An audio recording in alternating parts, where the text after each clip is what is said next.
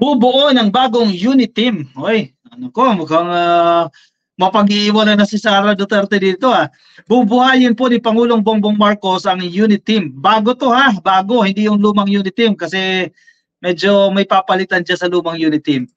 Kailangan pong buhayin itong unit team kasi sabi ni PBBM, proven na yan na kapag may unity, marami tayong magagawa, sabi ng kanyang statement. So in the coming months, lalo't malapit ang eleksyon ka-coffee, bubuhayin po ito. I-reassemble itong unit team para sa 2025 polls. Bakit mo i-reassemble? Ibig sabihin, sira. Diba, ka-coffee? At may kinakailangan dapat palitan o dapat tanggalin. Yan isang way yan ng pagre-reassemble. At mukhang si Sara Duterte hindi nakasali dito sa pagre-reassemble. Alam mo kung bakit? Kapag isali pa dito si Sara Duterte, yung mga supporters nito, malino naman kung sino yung mga yan, grupo nila Digong, nila Harry Roque, magiging panira yan sa partido nila PBBM at sa hangarin nila kasi iba yung gusto nila mangyari Hindi naman pwedeng iiwanan ni Sara Duterte ang mga supporters niya sa kabila. At siya lang ang sasama dito sa unit team na ito sa bagong unit team.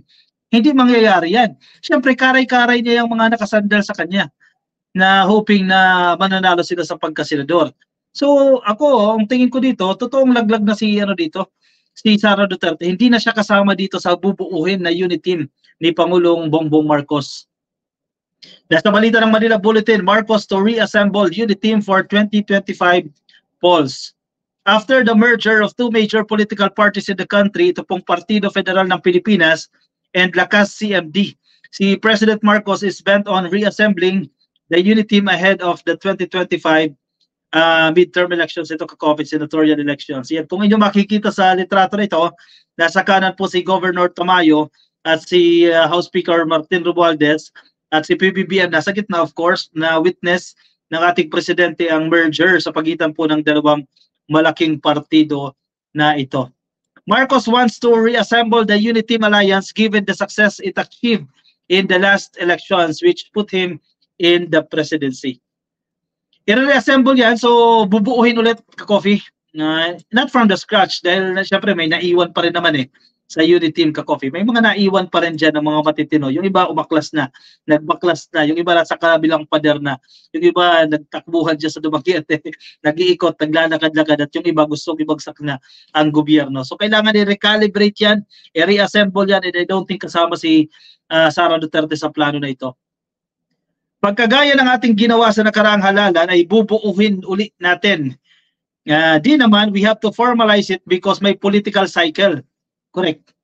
Ganda ng term, political cycle. Sa bubuuhin na uli natin na mai-formalize uli natin ang unit team.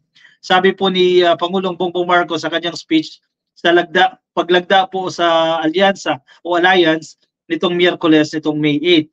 Unit team was an alliance formed by Marcos and Vice President Sara Duterte for their electoral bid in 2022.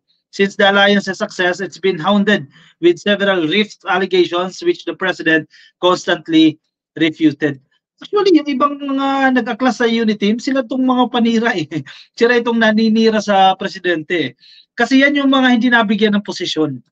Kasi yung ibang miyembro ng unit team na yan, naghangad ng posisyon yan. Hello! Limited lang ang posisyon. Hindi pwede kayo lahat mabigyan ng posisyon. Yung iba kasing miyembro ng unit team na sakim sa kapangyarihan, gusto may kapalit. Kaya tumulong, may kapalit kasing hinihintay. Hindi nabigay sa kanila yan. Paano kung hindi ka naman deserving doon sa posisyon na yan?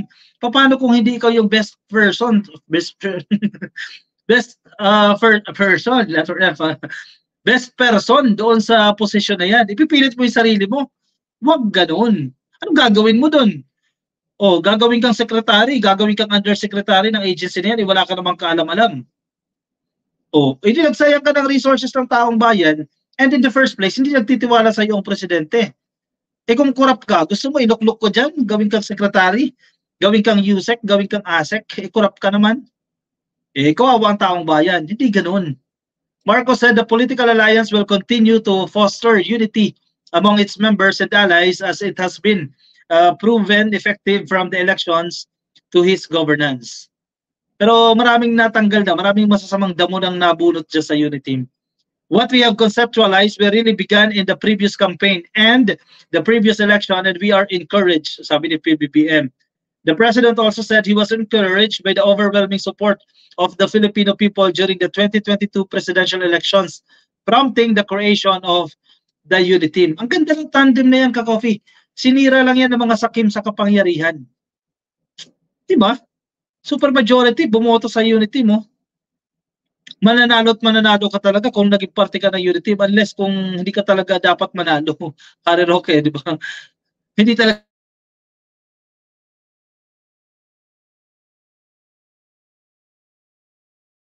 And that is why unity is very important. And so as we approach this political cycle, and we will be filing already in October. The election is coming next year in May.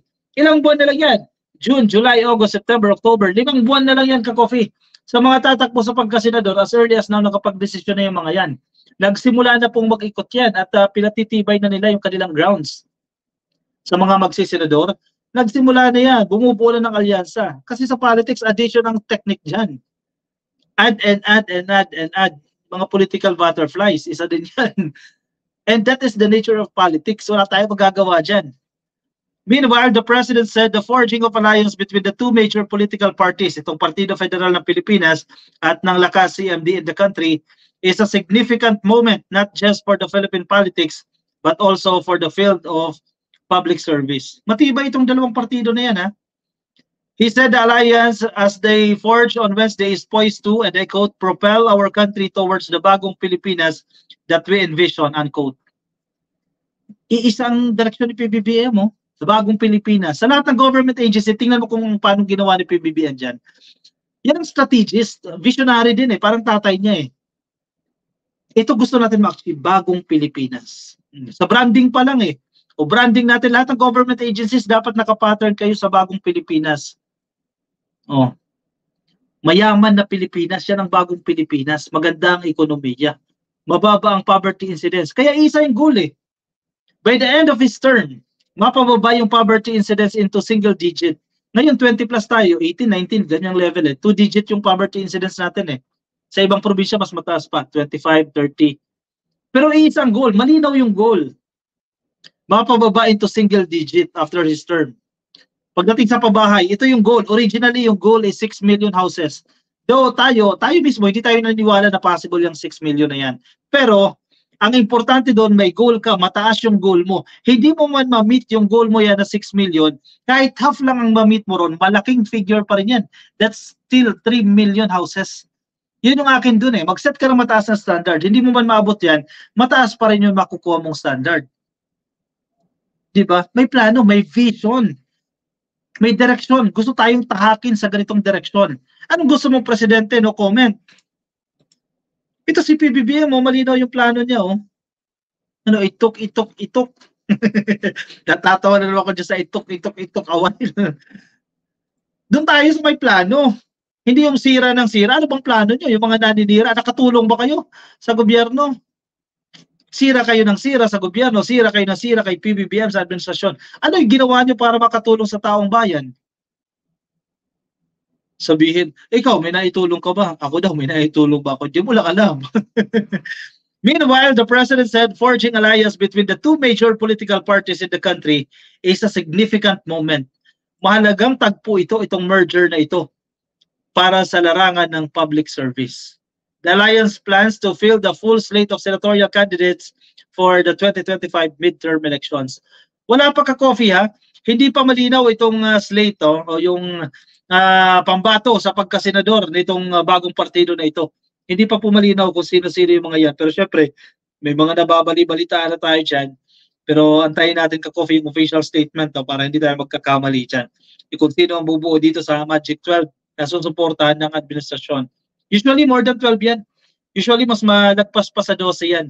Kasi kumbaga hindi naman sa reserve, no? Pero in preparation lang din yan ka-coffee, no? Usually more than 12 yung sinusuportahan ng administrasyon. Pero sana itong 12 na to, at least itong 12 na to, makalusot para 8 diretso. 12 diretso, inidoro itong mga oposisyon. Moises Barreto, ka-coffee, shout out. Magandang gabi po sa inyo. Emma Ordonez, ginagawa niya lahat. Actually, maganda yung ginagawa ni PBBM. Hindi ko lang mag-gets itong mga tao na ito. na sobrang negative. Tingnan niyo may plano nga may vision eh. Diyan magaling ang tatay niya eh. Yung visionary ka, may plano, hindi yung reactive ka lang, wala kang gagawin, react ka lang ng react, tapos gusto nyo ibagsak. Lokwe, there is something wrong with you. Please see a psychiatrist ASAP. Sabi ni Teresita Falguera. Sana may mag-untog. Oy, tama na. Ano sinasabi mo dyan si Sara Duterte na presidente? Parang topic lang ba? Ganun lang lakasan mo na balutin ng bariya yung kamay mo. May magsabi ba na sa kanya na anong pinagsasasabi mo dyan? Halar, ibang ka ba? Sabi nga sa Congress ano ka, binabangungot ka ba? Gising ka na. Anong ginagawa mo dyan? Ophelia Galam, happy viewing po sa inyo. Alfonso Bautista, shoutout po kay Ernesto Urbano Darang, sir. Thank you ha. Nakatutok po sa atin dyan sa Facebook. Kay Myra Bermudo, Rodrigo Diaz, shoutout po sa inyo. Kay Mart TV Biding, happy viewing po sa inyo. Sa lahat ng ka-coffee natin na nakatutok po sa atin sa Facebook, pasayo na lang ka-coffee, baka di pa po kayo naka-like sa ating Facebook page yan, paklik lang po ng like or follow sa Facebook page. At yung nasa YouTube naman, paklik lang po ng subscribe. Sige, attendance check tayo ka-coffee, attendance check tayo sa mga kapapasok lang sa ating live stream. Alright, pa-like lang po ng video na yan, like lang po ka-coffee sa video na yan. Ang ating viewers ngayon nasa 1,118 pa po ang nakikinig sa atin. Ang dami nyo pa rin ka-coffee maraming salamat po sa inyong pagtutok po ngayong gabi po ng Miyerkules. Sige, kuha na ng kape. Move on tayo sa ating next topic.